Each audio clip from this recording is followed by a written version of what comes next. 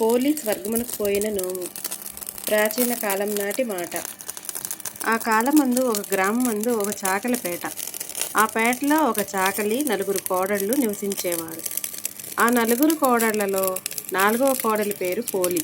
పోలి భక్తురాలు, నిరాడంబరంగా జీవించేది, దేవతలను పూజించేది, ప్రార్థించేది. అది మిగిలిన వారికి గిట్టేది కాదు.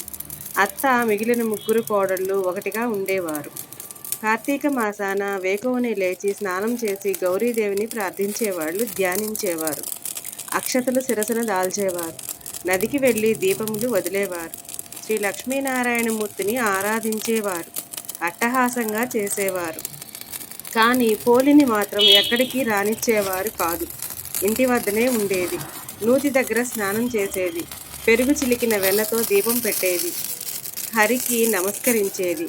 ఆమె భక్తికి శ్రీహరి ప్రసన్నుడై దేవదూతలను పంపారు. వారు విమానంలో ఆమెను స్వర్గమునకు తీసుకుని పోయారు.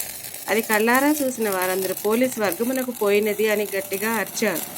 ఆ అరుపులు అత్తగారికి, మిగిలిన 3 కోడళ్లకు వినపడినవి. ఆశ్చర్యపోయారు. భక్తికి అట్టహాసం కాదు కావలసినది, శ్రద్ధ, లక్ష్యం, దీక్ష, పట్టుదల, నిరాడంబరత, నమ్మకం, విశ్వాసం.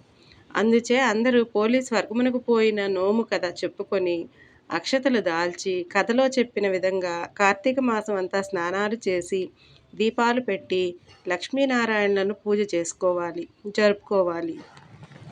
ఇహమందే సుఖం, పరమందు మోక్షం లభిస్తాయి. ఓం నమః శివాయ. ఓం నమో నారాయణాయ.